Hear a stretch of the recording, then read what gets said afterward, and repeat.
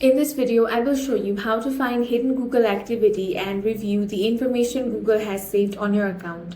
First, open your web browser and sign into Google account. Click on the profile picture at the top right corner and select Manage your Google account.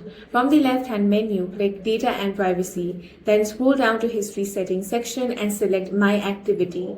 Here, you can browse your recent Google activity or use the search bar to find specific actions. You can also click Filter by Date and Product to narrow the result by Google services such as Search, YouTube, Maps, or Google Assistant. Next, return to Data and Privacy page and review your web and app activity settings. Make sure it's enabled if you want Google to save your activity. You can also turn on Auto Delete to automatically review older activity after a selected period.